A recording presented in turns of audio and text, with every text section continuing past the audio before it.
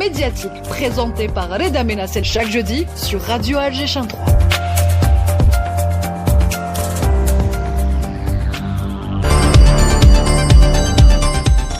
Et nous recevons aujourd'hui le docteur Nazim Bouatta, qui est chercheur principal en biologie et pharmacologie des systèmes à la Harvard Medical School, s'il vous plaît. Vous êtes également chercheur en intelligence artificielle appliquée à la biologie moléculaire, au croisement donc de la physique, des mathématiques et de l'apprentissage automatique. Vous étiez présent donc ce matin à l'École supérieure d'intelligence artificielle dans le cadre d'une conférence consacrée à un sujet qui est aujourd'hui au cœur des grandes ruptures scientifiques, l'IA appliquée à la biologie structurale. Marhaba bik.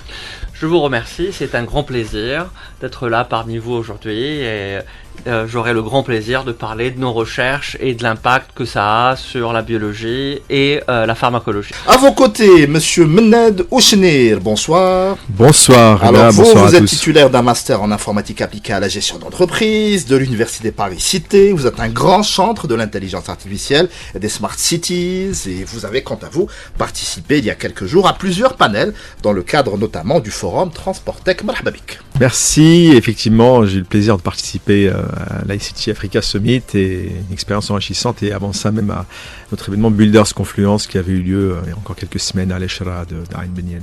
Très bien. Allez, on commence par vous, docteur. AlphaFold, développé par DeepMind, a marqué en fait un tournant historique en résolvant un problème considéré ouvert depuis des décennies, la prédiction fiable du repliement des protéines. Alors, ce que je viens de dire, c'est probablement du chinois pour nos auditeurs. Expliquez-nous, s'il vous plaît, en quoi c'est important et surtout, en quoi c'est disruptif. Voilà, donc d'abord, l'IA est partout, tout le monde est familier avec ChatGPT, Claude, ce qu'on appelle ces LLMs. Il existe une autre forme d'IA qui est beaucoup plus spécifique, qui s'applique à des questions scientifiques. Et dans ces IA-là, l'avancée la plus remarquable, elle est due à ce système AlphaFold de Google DeepMind et nos travaux qui sont venus juste après OpenFold. Alors OpenFold, c'est open source. Open source. Voilà, je vais dire quelques mots plus tard. Mais donc, pour revenir à cette question scientifique, le repliement des protéines. Donc là, je retourne à la biologie. Tout le monde connaît plus ou moins l'ADN et le fait que l'information est l'acide désoxyribonucléique. Exactement, voilà. Et que l'information dans le vivant, chez les humains, les bactéries, est inscrite dans le code génétique. Mais lire le code n'est pas suffisant pour comprendre le vivant. D'accord. Pour comprendre le vivant, nous devons comprendre les machines moléculaires. Et ces machines-là sont des protéines. Donc le mot protéine est utilisé dans l'alimentation. Mais il se trouve que les machines fondamentales qui expliquent toutes les fonctions, que ça soit chez l'humain, les virus, les bactéries, c'est des protéines. Et la manière dont elles fonctionnent est intimement liée à leur forme tridimensionnelle. C'est un peu comme quand on construit des machines, nous les humains, des origamis, la forme détermine la fonction. Très bien. Et donc, dans les années 60, les biologistes ont réalisé qu'en fait, si on prend l'information de l'ADN, du génome, on devrait avoir toute l'information nécessaire pour prédire la forme. Et donc ça a été très attractif pour les mathématiciens. C'est un problème très simple. Je vous donne une liste de lettres, pour ceux qui se rappellent un peu leur cours de biologie. Ou de Scrabble. Il y a 20 lettres d'acides aminés, et l'agencement, l'ordre de ces lettres détermine entièrement la structure des protéines. Les différentes combinaisons. Exactement, voilà. Et donc, pour les gens qui viennent de la physique, des mathématiques, il s'agissait d'écrire un programme où on prend comme input la séquence des lettres et comme output une géométrie. Alors, pourquoi c'est important ? C'est important, comme je le disais, pour expliquer le vivant à l'échelle la plus élémentaire. C'est également très important pour comprendre les maladies. Il se trouve que une grande partie des maladies dont on souffre sont d'origine génétique, mais bien au-delà, sont liées à des protéines qui n'ont pas la bonne structure. Et donc, ça a été une question très importante. Pendant un demi-siècle, de brillants esprits ont essayé d'attaquer le problème sans vraiment réussir à trouver donc cette fonction prédictive. Le grand tournant a lieu en 2020, ou Google DeepMind dans un premier temps, à l'aide de l'intelligence artificielle, très différente de ChatGPT. Donc on ne parle pas des LLM, c'est une intelligence artificielle dédiée à cette tâche. Dédiée à ces tâches scientifiques, à la surprise des experts, a réussi pour la première fois à prédire, avec une résolution quasiment expérimentale, la structure des protéines à partir des séquences. Et du jour au lendemain, ça a radicalement changé la manière dont les biologistes, certainement les biologistes structurales, se sont mis à utiliser les outils. Alors moi, je peux par exemple souligner mon expérience à Harvard. Avant AlphaFold, mes collègues expérimentateurs étaient, à raison, assez sceptiques quant à l'utilisation des outils computationnels. Mais immédiatement après la sortie d'AlphaFold, l'outil a été adopté. Là, l'adoption a été extraordinaire. Et je pense qu'il est même correct de dire que ça a été l'adoption la plus rapide de software en sciences. Donc voilà, c'est un peu ce que fait AlphaFold 2.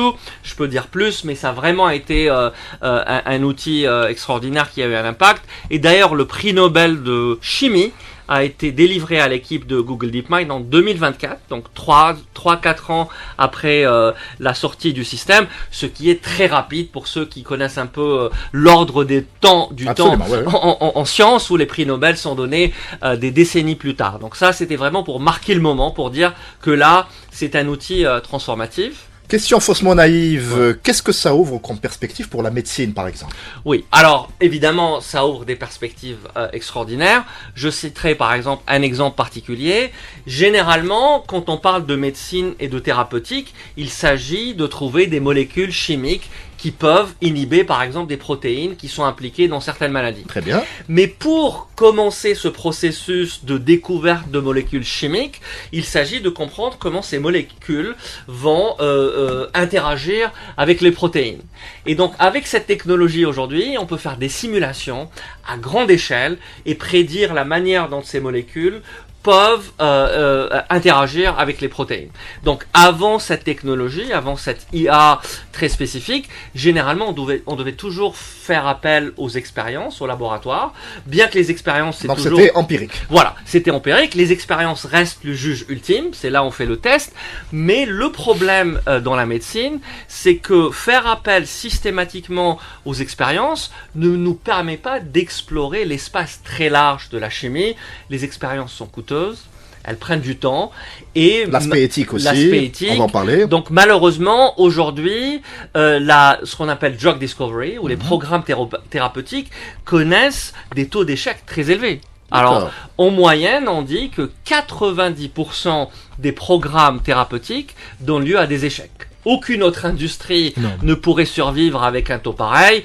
Évidemment, la médecine est très particulière. Il s'agit de résoudre des problèmes très importants pour les humains.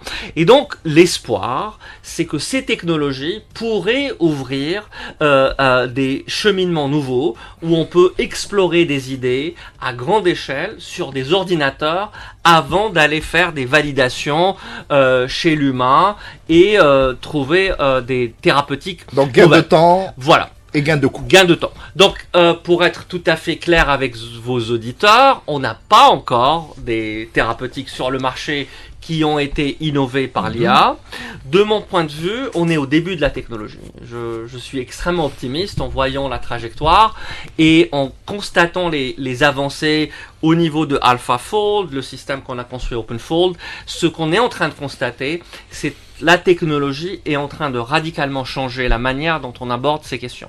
J'aimerais juste avoir l'avis de Menned qui trépigne sur sa chaise, ça l'inspire apparemment, et on revient sur OpenFold. Alors effectivement, c'est passionnant d'écouter le docteur. Là, on a fait connaissance avant l'émission et je dirais que je pourrais encore l'écouter des heures. Tant effectivement, on a l'impression et on sait, nous je veux dire les profanes, qu'on est à une période de charnière où se rencontrent donc la biologie, l'informatique, et on n'a pas parlé encore de robotique, mais ça fait partie aussi pour moi d'un triptyque qui a, selon moi, c'est une évolution logique. Absolument, beaucoup de choses à nous apporter bientôt.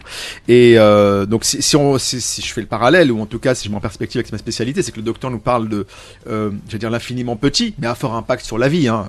Ces molécules sont la base de toute vie sur Terre.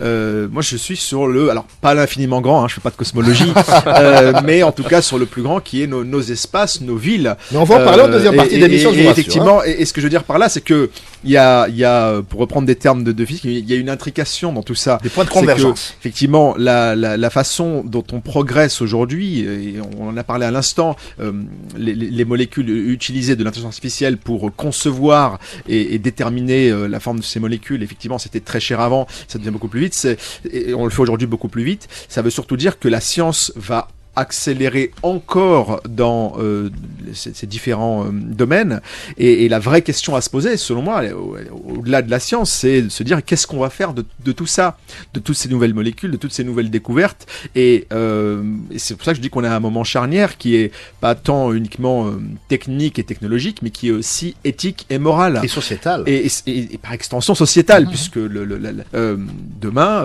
on parle de génétique, on a déjà des thérapies géniques qui permettent de soigner des maladies très spécifiquement. Le cas d'un bébé récemment qui, dès sa naissance, n'assimilait pas les protéines, justement, il était condamné, et c'est un des premiers à avoir bénéficié des technologies avec les ciseaux génétiques qui ont permis de corriger littéralement son ADN.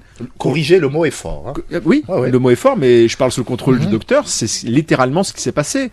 Donc, on a sauvé ce bébé. Mais ça veut dire qu'on a aussi un proof of concept, pour parler anglo-saxon, qu'on peut modifier un gène pour corriger un défaut inhérent à un être vivant. Justement, est-ce qu'on peut encore parler de prédiction ou carrément de reconstruction ? Où se situe cette frontière entre... On parlait d'éthique tout à l'heure, là on est en plein dedans. Très bonne question. Alors, un peu les deux. Ces outils sont prédictifs, ils nous permettent de faire des prédictions, et d'ailleurs, d'où leur intérêt pour les physiciens, les mathématiciens et les applications. C'est-à-dire, les sciences physiques, qui ont dominé un peu le XXe siècle, elles avaient comme propriété fondamentale la capacité de faire des prédictions. Donc, on construit des modèles mathématiques, on fait des prédictions, un impact énorme sur l'industrie. Par exemple, pour faire le lien un peu avec les essais cliniques, quand on construit des avions, il ne s'agit pas d'envoyer de centaines d'avions qui s'écrasent avant d'avoir le produit final. J'espère bien. On a des simulateurs, et ces simulations nous permettent de tracer la voie technologique. Malheureusement, on n'a pas ça encore dans le vivant, parce que c'est beaucoup plus compliqué, d'où les essais cliniques, les humains et les échecs. Donc la prédiction ouvre un avenir où il serait possible de faire des simulations sur ordinateur et de mieux appréhender le vivant et la maladie. La deuxième partie de votre question, le design, ça, évidemment, ces outils aujourd'hui nous permettent aussi d'aller un peu au-delà de l'évolution. Donc notre compréhension du vivant est liée à cette idée fondamentale qu'il y a une évolution, mais à l'aide de l'IA et de ces méthodes computationnelles, on peut aujourd'hui designer de nouvelles molécules, de nouvelles protéines qui n'ont jamais existé auparavant, mais qui ont des fonctions nouvelles. From scratch, évidemment.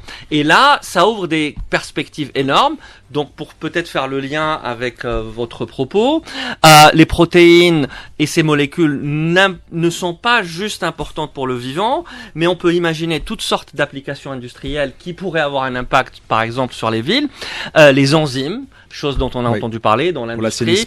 On peut construire des enzymes pour dégrader du plastique, pour dégrader des oils et d'autres produits chimiques. Les enzymes, c'est des protéines. Et aujourd'hui, on commence tout doucement à avoir la capacité de designer des enzymes qui n'ont pas existé dans la nature, qui n'ont pas existé au cours de l'évolution et qui pourraient résoudre des problèmes d'industrie liés à la ville. Donc vraiment, ça ouvre des perspectives énormes. Je veux être à nouveau réaliste. Il y a encore un grand chemin à faire. Mais ça laisse rêveur. Mais quand on regarde les évolutions qui ont eu lieu ces dernières années à partir de 2020, on ressent véritablement l'avènement d'une nouvelle ère en biologie, ce qu'on appellerait une biologie digitale qui fait appel aux ressources mathématiques, prédictives et de l'IA. Très bien. Vous pouvez me parler de co-folding? C'est un mot qui revient beaucoup dans vos articles. Oui. Alors, co-folding, c'est la généralisation de ces systèmes d'intelligence artificielle. On a jusqu'à présent parlé des protéines, c'est un peu le héros du vivant, ces machines extrêmement sophistiquées, mais au niveau macroscopique, pour comprendre le vivant, il s'agit de comprendre les interactions. ces protéines n'agissent pas seules, elles forment des complexes, elles s'assemblent avec d'autres protéines, elles s'arriment à l'ADN, à l'ARN, aux lipides, à l'eau. Donc le vivant, c'est une complexité chimique. Et co-folding, donc c'est folding, c'est le repliement. Co, c'est de dire maintenant, on a la capacité de replier en fait n'importe quelle structure chimique dans le vivant. Les protéines, les molécules chimiques, les protéines entre elles et l'ARN. Et ça, à nouveau, ça ouvre des perspectives phénoménales pour comprendre le vivant. Est-ce qu'on peut envisager un jour un modèle unifié capable de simuler à la fois la structure, la dynamique et les interactions moléculaires? Je sais que c'est votre saint Graal. Alors, à vous les chercheurs. Excellente question. Ce modèle n'existe pas jusqu'à présent. Vous avez soulevé le mot dynamique. Alors, pour expliquer pourquoi c'est important, ces machines moléculaires dont on parle, ce ne sont pas des pièces de Lego. C'est pas des objets rigides, c'est des objets qui bougent un peu dans l'espace et dans le temps. C'est pas non plus un liquide qui flotte comme ça, donc c'est entre les deux. Mais comprendre la dynamique reste un peu le holy grail, comme on dit en anglais. Et là, notre équipe de recherche en particulier est en train de pousser deux importantes innovations. C'est le co-folding, l'habilité de faire ses prédictions. Une autre innovation dont j'ai parlé aujourd'hui à l'école d'intelligence artificielle, c'est de généraliser la mécanique quantique à grande échelle. Alors, comme on le sait, la description fondamentale de la nature et des atomes est intrinsèquement liée à la mécanique quantique. Une grande difficulté computationnelle, c'est de faire des simulations quantiques à grande échelle, avec beaucoup d'atomes. Jusqu'à présent, les techniques qu'on avait sous la main ne nous permettaient pas, par exemple, de faire des simulations quantiques à l'échelle des molécules du vivant. Mais à nouveau, grâce à l'IA, aujourd'hui, on commence à avoir la capacité d'étendre les simulations quantiques à de grands systèmes, et les systèmes vivants en particulier. Et donc, le Graal dont vous parlez, lié le co-folding, les structures et la dynamique, on pourrait, dans les années à venir, voir un autre moment similaire à AlphaFold qui nous permettrait de comprendre le vivant dans ses aspects les plus dynamiques. C'est le fameux 42 d'Asimov. Mehmet. Effectivement, ça allait être ma question sur l'informatique quantique, puisque l'un des principaux cas d'usage qui nous est vendu pour continuer d'investir dans la R&D du quantique, c'est justement toutes les recherches et la simulation autour des molécules. Et on parle de biologie, mais il y a aussi toute la science des matériaux également, puisque il y a aussi la capacité de trouver des nouveaux hydrocarbures qui permettraient de moins polluer, ou en tout cas de se dégrader dans la nature sans forcément l'impacter trop négativement, et plus généralement des matières pour pouvoir que ce soit construire, je parle d'immeubles, ça peut être aussi des véhicules ou autres, qui font qu'on ait demain des cycles industriels où un produit qui sort de l'usine, on se demande pas s'il va finir dans une décharge à polluer la Terre, mais où justement il puisse se dégrader plus naturellement et rentrer et s'intégrer davantage dans le cycle de la nature. Et c'est ce que moi je trouve passionnant dans ce domaine-là, c'est que mis bout à bout, on est dans une époque assez formidable, on commence à entrevoir de très loin, et une très petite... par le trou de la serre. Voilà, un tout petit point à l'horizon, mais qui donne beaucoup d'espoir sur le fait que on pourrait demain envisager un futur où la matière et la consommation d'une manière générale ne seront plus antinomiques avec la vie et la qualité de la vie, puisque aujourd'hui c'est malheureusement un peu le cas. Très bien. Vous me parlez d'OpenFold ? Alors, OpenFold, c'est un projet qu'on a lancé en collaboration entre Harvard et Columbia, immédiatement après la sortie de AlphaFold, donc ce système dont on a parlé, qui a eu un impact énorme. Avec mon collègue qui est actuellement à Columbia, on s'est lancé dans une très belle aventure, principalement en travaillant avec des étudiants de master, de se dire AlphaFold est là, mais il a des limitations. Par exemple, il n'est pas disponible pour ce qu'on appelle l'entraînement, c'est-à-dire on peut pas l'entraîner, l'améliorer, explorer des idées nouvelles. Il n'était pas disponible pour des applications industrielles, donc pour les boîtes pharmaceutiques, il y avait une immense limitation, sachant qu'il y a une technologie très importante qui existe, mais il ne pouvait pas y toucher.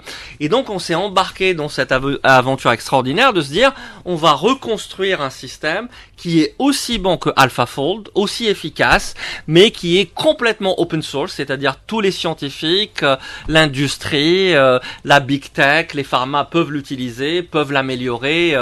Et donc, après des mois de travail acharné, on a réussi à sortir OpenFold. Ça a été un immense succès parce que d'une part, on a atteint les mêmes performances que AlphaFold 2. Respect, bravo. On a également réussi à avoir... avec 100 fois moins de moyens, je suppose. Ouais, évidemment, même à Harvard, on n'a pas les moyens de j'imagine. Google DeepMind, donc avec très le peu de GPU moyens. est cher. Hein. Voilà, avec des étudiants très brillants en master, donc le système sort et très vite il y a eu une très grande adoption. Les grandes compagnies de tech, Meta, Facebook, Nvidia, AWS l'ont utilisé pour différentes raisons que je pourrais expliquer. Du point de vue pharmaceutique, il y a eu une très grande adoption. Et ça rend surtout les entraînements plus accessibles, plus faciles Exactement. pour la communauté scientifique. Exactement. Donc il y a eu plusieurs usages de OpenFold dans plusieurs cas où on a pu entraîner pour des questions nouvelles, pour des modalités nouvelles. On parlait tout à l'heure de la question des données, Oui. qui est très importante. Les boîtes pharmaceutiques ont des données en interne qui n'existent pas en public, et donc entraîner sur leurs données internes a une valeur ajoutée énorme. Et donc voilà, le projet a eu un impact énorme. Et aujourd'hui, il y a un consortium qui s'appelle OpenFold, qui implique un ensemble très large de grosses boîtes pharmaceutiques. Donc voilà, en résumé, ça a été une grande réussite où avec peu de moyens dans le monde académique, on a pu challenger un peu Google DeepMind. On a fait des découvertes très importantes, Oui. si on a un peu le temps, Oui. je pourrais élaborer. Alors, j'ai insisté au départ sur les LLMs que tout le monde connaît, ChatGPT, Oui. Gemini, Claude. Des IA grand public. Voilà, des IA grand public. Comme vous devez le savoir, ces IA requièrent des données massives. D'où ces grands clusters aux États-Unis et ces Oui. investissements massifs dans les data centers and clusters. Dans les questions scientifiques, on n'a pas de données massives. Pour une raison très simple, une donnée scientifique de qualité ne peut être produite que par des scientifiques. Il y a très peu de scientifiques sur la planète Terre. Ces données sont coûteuses, il faut des instruments scientifiques. Donc on se retrouve dans une situation où on doit entraîner des IA avec très peu de données. D'accord. Donc je vous donne un exemple. OpenFold, AlphaFold sont entraînés avec 200 000 data points, 200 000 protéines. C'est rien du tout par rapport À la diversité. et par rapport aux images, à la Ouais, ouais, vidéo clairement. et au texte. Et donc on s'est posé la question, et si on avait moins de 200 000 protéines en tant que données expérimentales, comment on pourrait tracer la performance du système? Et à notre grande surprise, et à la surprise de Google DeepMind, même en entraînant le système OpenFold avec très peu de données, 10 000 protéines, on arrivait à achever une performance expérimentale. Et ça a été un choc, Ouais. parce que c'est contre-intuitif par rapport à cette IA qui requiert du calcul immense.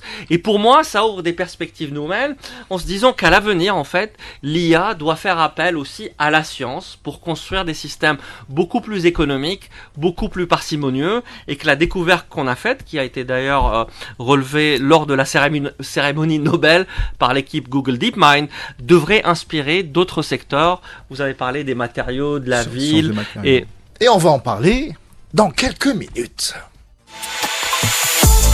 La Banque nationale d'Algérie, BNA, une banque connectée au futur. BNA vous présente Médiatique. Médiatique, votre passerelle vers le monde digital avec Algérie Télécom. Vous êtes une start-up avec un concept innovant. Vous avez une actualité liée au TIC que vous aimeriez développer? Rien de plus simple. Il vous suffit de nous écrire sur la page Facebook de l'émission Médiatique-du-6 Alger Chien 3. Médiatique, c'est avant tout votre émission et notre porte vous est toujours ouverte. Et pendant des années, la ville intelligente a été pensée comme une espèce d'accumulation de technologies, de capteurs, de plateformes et de systèmes connectés, une ville capable de mesurer, de collecter, de traiter des données en continu. Mais ce que propose ici la notion de cognitive city que va nous expliquer notre ami Mened, c'est une espèce de changement de paradigme. On ne parle plus seulement d'une ville équipée, mais d'un système urbain qui apprend de lui-même, qui s'adapte à ses propres réactions et qui évolue en fonction des crises, des usages et des comportements réels. Est-ce que c'est une définition qui te sied, Menet?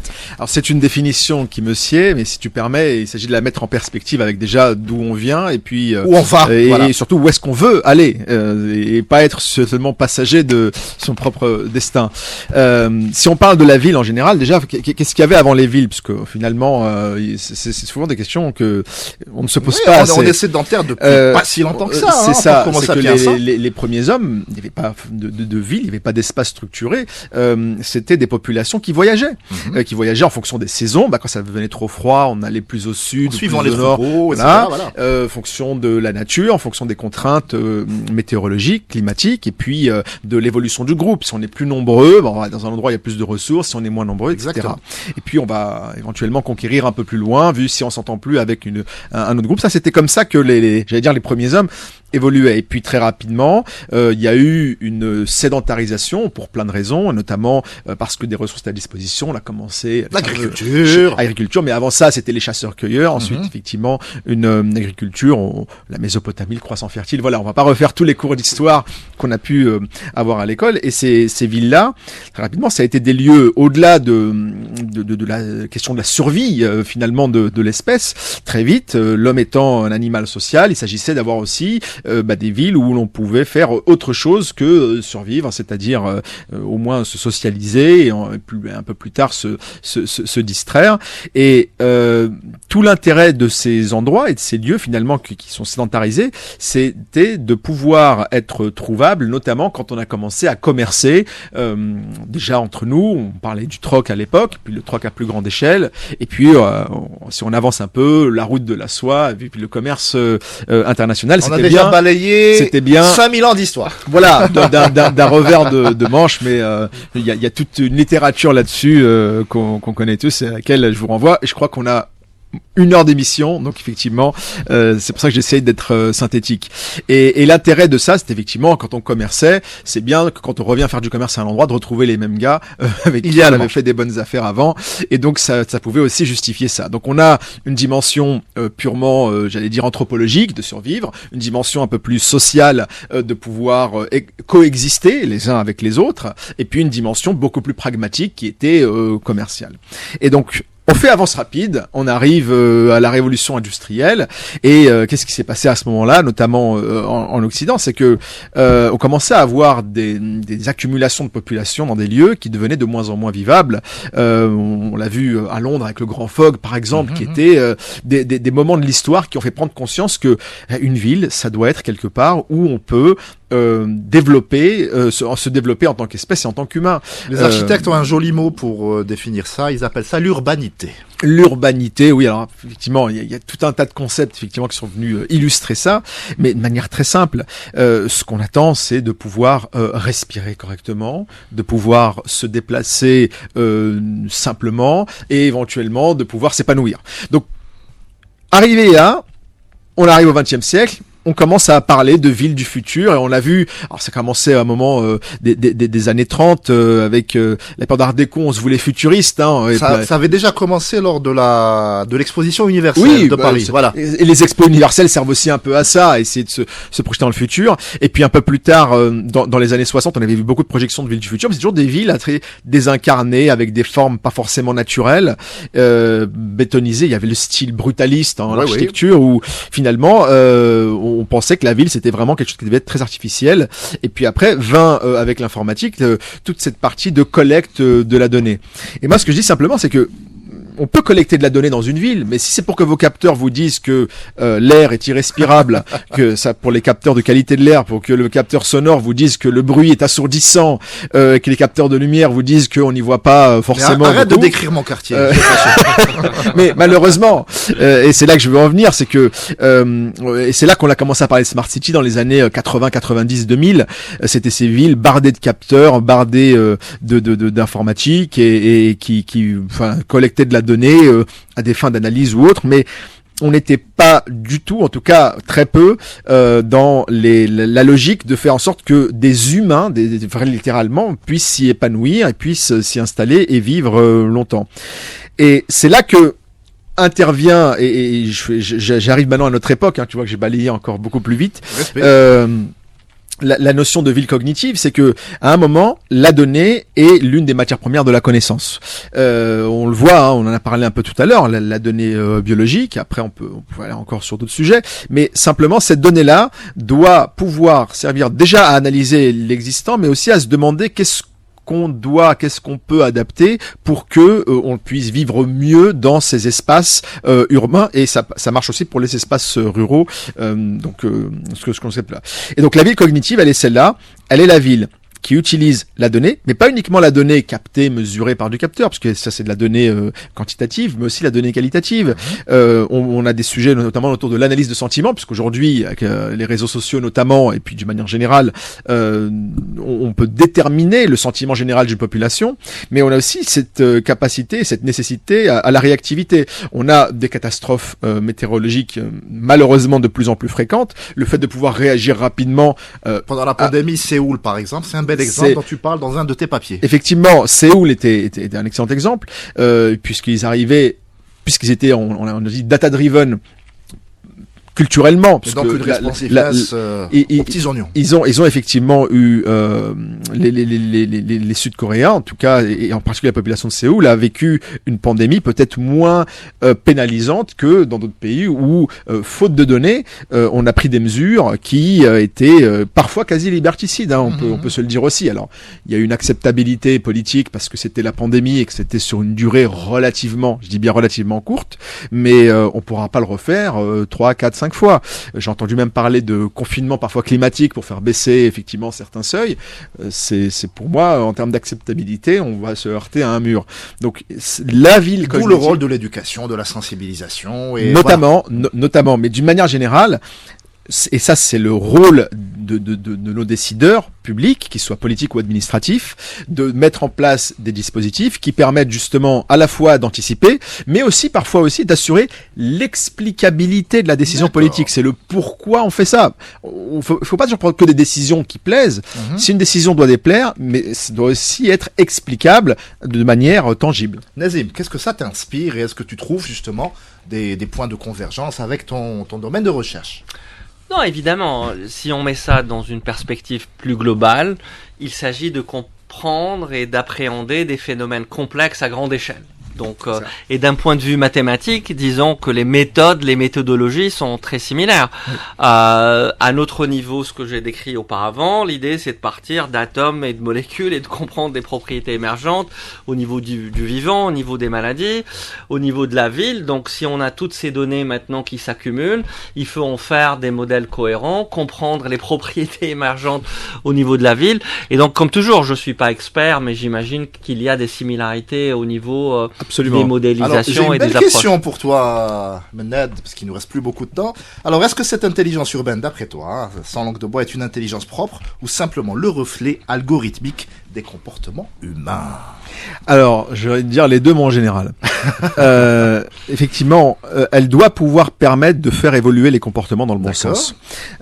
Si on prend la simple pollution, on va prendre un exemple très terre à terre. Bon, oui. On peut aller dans les étoiles, mais je vais prendre un exemple très terre à terre. Les incivilités. On a des caméras. Prenons l'exemple de Singapour. L'amende pour une incivilité, jeter un papier, etc., elle est extrêmement élevée.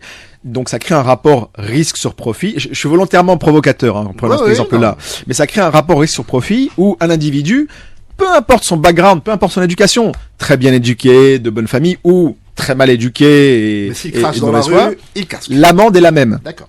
Et partant de là, il y a un rapport risque sur profit qui fait que on a statistiquement moins de chances de trouver un papier ou un déchet par terre jeté volontairement. Je dis pas forcément le coup de vent qui a emporté la serviette en papier, mais on a statistiquement moins de chances de le trouver à Singapour que de le trouver dans d'autres villes. Je vous laisse penser à celle que vous voulez. Et c'est là que je veux en venir, c'est que nos comportements sont ce qu'ils sont. Moi, je crois pas en un futur dystopique où on arriverait à éduquer toutes les populations correctement. Il y aura toujours des gens très bien éduqués. Plutôt. Voilà. Même dystopique, parce que ça voudrait dire qu'on a fait un moule et que tout le monde est rentré dedans. Ça n'existe pas et ça n'est pas souhaitable. Si on fait le lien, le communisme a essayé. Et ça s'est fini en bain de sang. Voilà. Donc on le sait. On parle d'expérimentation tout à l'heure. Quand on connaît le résultat, il n'y a pas. À grande échelle. Ouais. Einstein disait que la folie était refaire plusieurs fois la même expérience en espérant un résultat différent. Tout à fait. Là, en l'occurrence, on va pas le refaire.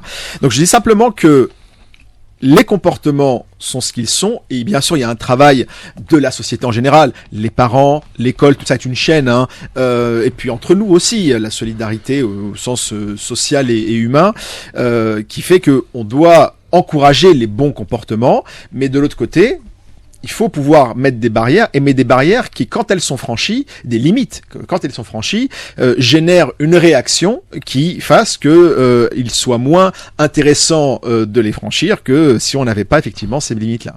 Cette mise à niveau de nos villes, est-ce que c'est si cher que ça ? J'ai lu des rapports avec des sommes astronomiques, et j'ai pas l'impression que beaucoup de pays pourraient se permettre cette métamorphose. Alors, je vais vous répondre à votre question par une question. Combien ça coûte de pas le faire ? Quel impact environnemental de laisser des déchets s'accumuler ?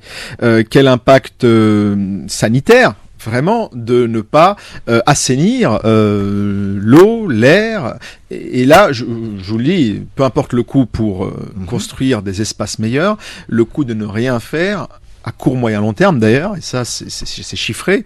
Vous avez des chercheurs comme Rudolf Giffinger ou Hans Scholl qui ont beaucoup théorisé, c'est les théoriciens de la Smart City, hein, pour dire les choses simplement.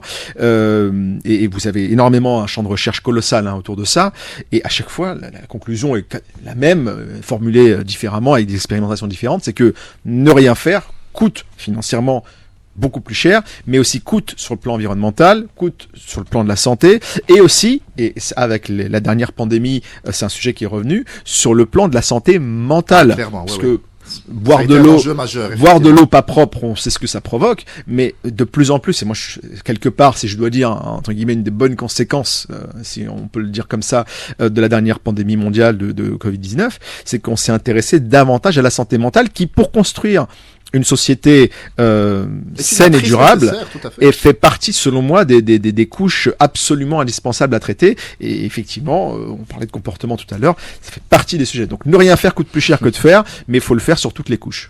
Est-ce que les modèles actuels sont au point pour capter toute la complexité, justement, d'une ville ? Le propre d'un modèle, c'est qu'il est dynamique, selon moi. Vous pourrez trouver quelqu'un dans l'Antiquité romaine qui vous dira que Rome est une ville parfaite, vous voyez, qu'il y a des fontaines. Ils avaient des latrines, il y a des écuries, voilà. Il y a des latrines, il y avait des bains, enfin des thermes à l'époque, et c'était une ville parfaite. Donc un modèle, c'est dynamique. Aujourd'hui, il existe différents modèles, et je pense, et j'insiste, et ça fait partie des quelques des interventions que j'ai faites récemment, auxquelles vous avez pu assister. Selon moi, chaque zone géographique, chaque région a son propre modèle de fait, mais devrait développer son propre modèle. Il y a un modèle algérien. Il s'agit pas d'importer. Moi, je le vois. Alors, il y a eu des tentatives. On en parlait tout à l'heure en off. Younes Grar, Alger Smart City, me semble-t-il. Alger Smart City, voilà. Très porté sur la circulation. Tout à fait. On a eu la ville nouvelle de Bourzoul également en Algérie, qui était un projet phare et qui maintenant, j'ai l'impression que le soufflet est retombé. Ce que je dis simplement, c'est que moi, je vois des pays, notamment au Moyen-Orient, qui historiquement c'était des Bédouins et qui maintenant ont des gratte-ciel qui montent jusqu'au ciel. Bon, gratte-ciel très anglo-saxon, très américain. Est-ce que c'est leur modèle ou est-ce qu'ils ont apporté un modèle ? Moi, je pose la question, c'est une idée de la réponse. Je pense que typiquement chaque région, et on le voit, l'Algérie est au-delà d'être le plus grand pays d'Afrique en superficie, c'est ce qu'on appelle un pays-continent. On a littéralement tous les climats, mais le modèle de la ville de Petite Kabylie ou de Kabylie ne sera pas forcément le modèle de la ville du désert, et qui ne sera pas le modèle de la ville de la capitale, à l'est, à l'ouest, etc. Donc ayons conscience qu'il y a un modèle urbain pour chaque région finalement, et chaque zone géographique fonction de sa population, et développons ce modèle plutôt que d'en importer d'autres. Et je suis très curieux de voir ce que pourrait être un modèle algérien donc au niveau de la diversité de notre pays. Et la conclusion est pour Nazim. le mot de la fin.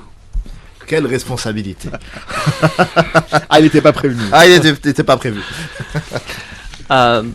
Voilà, j'espère que j'ai donné le goût à vos auditeurs que l'intelligence artificielle va au-delà de ChatGPT, de ces LLMs qui évidemment ont leur importance, et que on serait peut-être à l'orée d'une nouvelle ère où une intelligence artificielle très spécifique nous permettrait de résoudre des questions scientifiques d'importance qui auraient aussi un impact sociétal très important.